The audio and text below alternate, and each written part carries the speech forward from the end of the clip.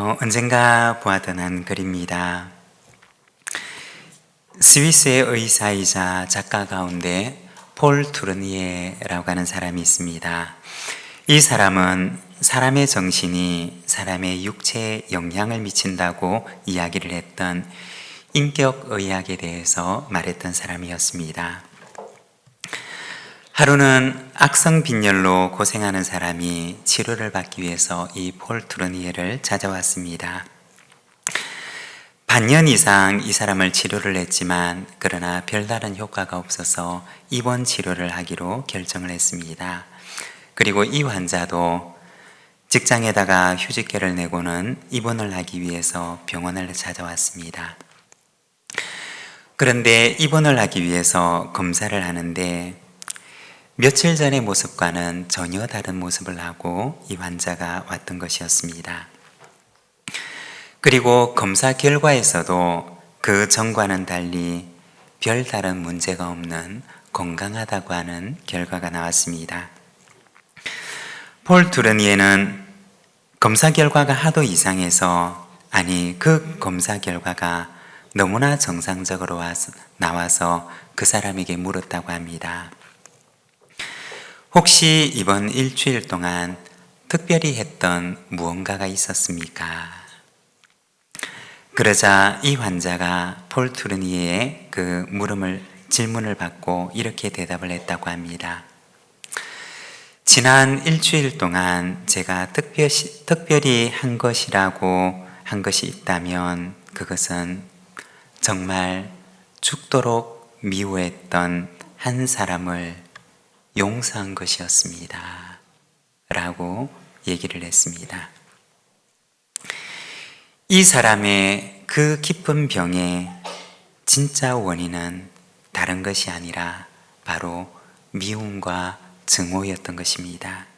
그리고 이 병에 대한 치료법도 역시 다른 것이 아닌 용서였던 것입니다.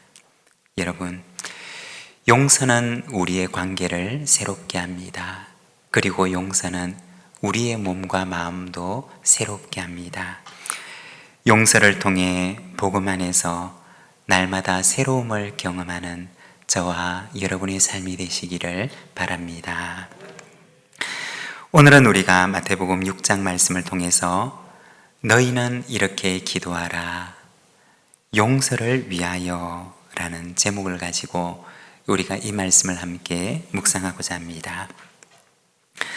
누가복음 11장 말씀을 보게 되면 오늘 우리가 읽었던 이 말씀의 배경이 나오는데 예수님의 제자 가운데 한 사람이 와서 예수님께 말합니다. 예수님, 세례 요한이 자기 제자들에게 기도를 가르쳐 준 것처럼 우리에게도 기도를 가르쳐 주십시오. 그리고 예수님께서는 제자들에게 기도에 대해서 말씀을 하시는데 오늘 우리가 읽었던 이 말씀을 보면 그러므로 너희는 이렇게 기도하라고 하시면서 제자들이 무엇을 위해 기도해야 되는지에 대해서 말씀을 해주십니다. 예수님께서 제자들에게 가르쳐 주셨던 기도는 한마디로 얘기를 하게 되면 하나님 나라 회복을 위한 기도였습니다. 어떤 분의 이야기를 들은 적이 있습니다. 만일에 신구약 성경을 약탕기에 넣고 이것을 푹 고우게 되면 무엇이 남느냐? 마태복음 5장에서 7장까지의 예수님의 산상수훈이 남는다고 합니다. 그러면 예수님의 산상수훈을 또 한 번 푹 고우면 무엇이 남느냐? 오늘 우리가 읽었던 예수님의 주기도문이 남는다고 합니다. 예수님의 주기도 속에는 이처럼 복음의 핵심적인 내용들이 담겨 있다는 것입니다. 그리고 예수님의 이 주기도를 또 한 번 푹 고우게 되면 마지막에 남는 것이 무엇이냐? 그것은 바로 하나님의 나라라고 합니다. 성경에서 말하고 있는 가장 중심적인 내용, 성경이 말하고 있는 가장 핵심적인 내용이 바로 하나님 나라라고 하는 것입니다. 예수님의 주기도는 두 부분으로 이루어져 있습니다. 앞부분에는 하나님을 향한 기도가 나와 있고, 그리고 뒷부분에는 우리를 위한 기도가 담겨 있습니다. 그리고 오늘 우리가 함께 읽은 이 말씀에서는 우리를 위한 기도 가운데서도 특별히 용서에 대해서 말씀을 하십니다. 하나님의 백성들은 어떻게 살아가야 하는가? 하나님의 백성의 삶은 무엇인가에 대해서 말씀을 하시는 것입니다.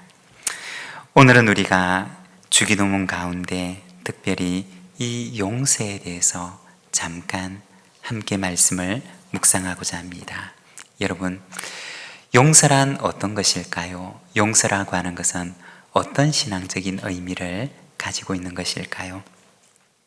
먼저 첫 번째로 용서라고 하는 것은 하나님의 은혜로부터 시작하는 것입니다. 우리 12절의 말씀을 우리 자막을 보면서 함께 봉독하겠습니다. 봉독합니다. 우리가 우리에게 죄 지은 자를 사하여 준 것 같이 우리 죄를 사하여 주시옵고. 아멘. 여기 보면 예수님께서 제자들에게 우리가 우리에게 죄 지은 자를 사하여 준 것 같이 우리의 죄를 사하여 주옵소서라고 기도할 것을 말씀하십니다. 죄를 사하는 것에 대해서 말씀을 하고 있습니다. 그런데 우리가 가지고 있는 성경에 보면 이 죄라고 하는 말 앞에, 죄 지은 자라고 하는 이 말 앞에 작은 번호가 하나 붙어 있습니다. 그리고 그 번호에 해당하는 각주가 성경책 아랫부분에 기록되어 있는데, 이 번호에 해당되는 내용을 읽어보게 되면 이렇게 기록되어 있습니다. 헬, 빚진 자를 탕감하여 준 것 같이 우리의 빚도 탕감하여 주시옵고. 이 말의 의미가 무엇이냐? 성경에서는 이렇게 번역을 하고 있지만, 그러나 헬라어로 된 원어 성경을 보면 원래는 이렇게 되어 있습니다 라고 하는 의미입니다. 이 원어 성경의 의미를, 뜻을 그대로 직역을 하게 되면 오늘 우리가 읽었던 이 12절의 말씀은 우리가 우리에게 빚진 자를 탕감하여 준 것 같이 우리의 빚도 탕감하여 주옵소서 라고 하는 기도입니다. 이 죄라고 하는 말은 원어 성경에서는 헬라어로 오페이레마타라고 하는 단어로 되어 있는데, 이 말의 본래 의미는 빚이라고 하는 뜻입니다. 마태복음 18장 말씀에 보면 용서라고 하는 것과 그리고 이 빚이라고 하는 것에 대해서 말씀을 하는데, 거기에 보면 베드로가 예수님께 와서 이렇게 물었던 적이 있었습니다. 예수님, 만일에 어떤 사람이 저에게 죄를 범한다면 제가 그 형제를 몇 번이나 용서해 주어야 할까요? 예수님, 7번까지 용서는 해 주어야 하는 것인가요? 라고 묻습니다. 이 7번이라고 하는 것은 베드로가 생각했던 용서의 한계를 말하는 것입니다. 예수님, 이 정도까지 용서를 해 주어야 하는 것입니까? 라고 묻는 것입니다. 왜 그렇게 물었을까요? 베드로는 예수님께 왜 이런 질문을 했던 것일까요? 생각을 해보면 아마도 이와 같은 상황이 베드로가 자주 만나는 상황이었기 때문이었을 것입니다. 우리가 복음서 말씀을 보게 되면 예수님의 제자들끼리도 서로 사이가 그렇게 좋지 않았던 것을 보여줍니다. 서로 의견이 맞지 않는 일들도 번번이 있었고, 그리고 나중에 가서는 예수님께서 예루살렘에 입성을 하실 때는 이 제자들끼리 서로 누가 크냐 하는 문제를 가지고 아주 심히 다투었던 이야기를 기록을 하고 있습니다. 그래서 예수님께서는 이 제자들을 불러다가 앉혀놓고서는 그 제자들의 발을 하나하나 씻겨주시면서 말씀하시기를 너희도 이렇게 해야 한다 라고 몸소 그것을 보여주시기도 하셨습니다. 예수님의 제자 공동체도 온전한 공동체가 아니었다는 것입니다. 다시 말해서 예수님의 제자 공동체는 서로에게 용서가 필요한 공동체였다는 것입니다. 여러분, 우리가 속한 공동체도 역시 마찬가지입니다. 우리가 속한 공동체도 역시 용서가 필요한 공동체입니다. 용서하는 것이 필요하고 또 용서를 받는 것이 필요한 용서가 필요한 공동체가 오늘 우리가 몸담고 있는 우리의 공동체라는 것입니다. 베드로는 예수님에게 예수님, 제가 몇 번이나 나에게 죄를 범한 형제를 용서해야 하는 것입니까? 라고 묻습니다. 그리고 예수님께서는 그 베드로에게 빚을 탕감받았던 어떤 사람의 이야기를 들려주십니다. 마태복음 18장 말씀에 보면 그가 얼마나 많은 빚을 탕감받았느냐 1만 달란트의 빚을 탕감받았음을 말씀하십니다. 이 달란트라고 하는 것은 금이나 은과 같은 것의 무게를 측량하는 단위입니다. 1달란트는 어느 정도 되는 양이냐? 환산을 하면 그 당시의 가치로는 6천 데나리온에 해당했는데 이 데나리온이라고 하는 것은 한 노동자가 하루를 일해서 받는 품삯을 가리키는 말입니다. 1달란트가 6천 데나리온이라고 한다면 이것을 환산하게 되면 1달란트라고 하는 것은 노동자가 20년을 일해야지 벌 수 있는 돈을 가리키는 것입니다. 그러면 여러분 1만 달란트는 어느 정도 되는 양일까요? 20에다가 10,000번을 곱해야지 되는 것입니다. 즉 다시 말해서 노동자가 일을 해서 20만 년 동안 벌어야지 모을 수가 있는 돈의 가치를 말하는 것입니다. 여러분, 그만한 빚을 우리가 질 수는 있을까요? 그리고 그 많은 빚을 탕감받는다는 것은 우리로서는 상상할 수도 없는 일일 것입니다. 그런데 예수님께서는 바로 이 이야기를 베드로에게 들려주셨던 것입니다. 나에게 죄를 범한 사람이 있다면 제가 몇 번이나 용서를 해주어야 하는 것입니까? 라고 묻는 베드로에게 예수님께서는 상상할 수도 없는 금액을 빚진 이 사람의 이야기를 들려줍니다. 예수님께서 베드로에게 정말 들려주고 싶으셨던 이야기는 무엇일까요? 그것은 하나님의 상상할 수도 없는 놀라운 은혜를 말하고 싶었던 것입니다. 1만 달란트라고 하는 돈이 우리로서는 질 수도 없고 또 그것을 탕감받는다는 것은 생각할 수도 없는 일이라면 하나님의 은혜가 우리를 향한 하나님의 은혜가 바로 그와 같다는 것입니다. 우리가 하나님 앞에 얼마나 많은 빚을 졌는지 우리가 하나님 앞에 얼마나 놀라운 은혜를 받았는지 바로 하나님의 놀라운 은혜를 예수님께서는 베드로에게 말씀해 주시기를 원하셨다는 것입니다. 그 많은 빚을 진 사람이 바로 우리이고 그 많은 빚을 탕감받은 사람이 바로 나라고 하는 사실을 예수님께서는 베드로에게 말씀해 주고자 하셨던 것입니다. 용서는 어디에서 시작하느냐? 바로 이 사실에서 시작하는 것입니다. 내가 얼마나 많은 빚을 진 사람이며 내가 얼마나 많은 빚을 탕감받은 하나님의 놀라운 은혜를 받은 사람인지를 자각하는 것. 그와 같은 자기 인식에서 바로 이 용서라고 하는 하늘의 사건이 시작되는 것입니다.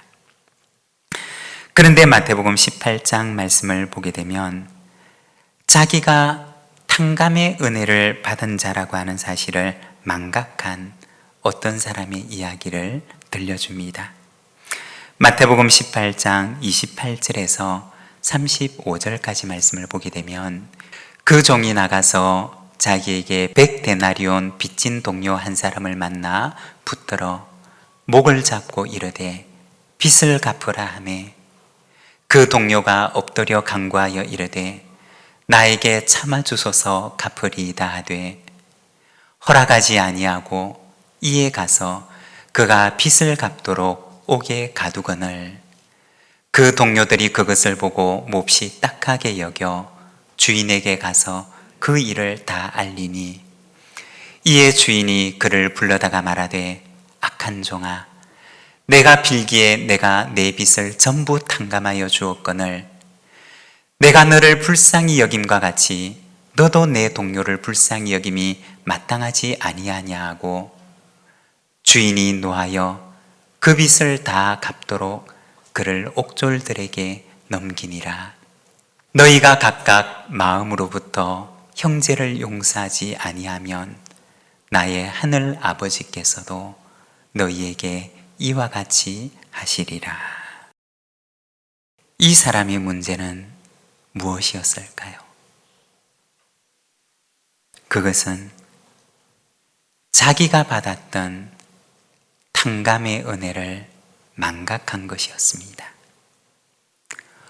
얼마나 많은 빚을 그가 탕감받았는지 자기가 받았던 그 은혜를 망각한 것이 바로 이 사람의 문제였던 것입니다. 베드로는 예수님에게 예수님, 제가 몇 번이나 형제를 용서해 주어야 하는 것입니까? 라고 묻자 예수님께서는 베드로에게 말씀을 하십니다. 베드로야, 은혜를 기억하는 사람만이 용서할 수 있는 것이란다. 하나님의 그 놀라운 은혜를 아는 사람만이 비로소 용서할 수가 있단다 라고 말씀하셨던 것입니다. 여러분, 용서는 은혜에서 시작하는 것입니다. 하나님의 그 놀라운 은혜를 내가 경험하고 깨닫는 데서부터 바로 이 용서라고 하는 놀라운 사건이 시작되는 것입니다. 하나님의 은혜를 아는 사람만이 비로소 용서할 수가 있는 것입니다. 하나님께서 나에게 흘려주셨던 그 용서와 은혜의 강물을 나도 누군가에게 흘려주는 삶을 살아가는 저와 여러분의 삶이 되시기를 바랍니다. 그리고 두 번째, 용서는 하나님의 능력으로만이 가능한 것입니다. 예전에 우리가 말씀을 묵상을 할 때 성령의 9가지 열매에 대해서 말씀을 나눈 적이 있습니다.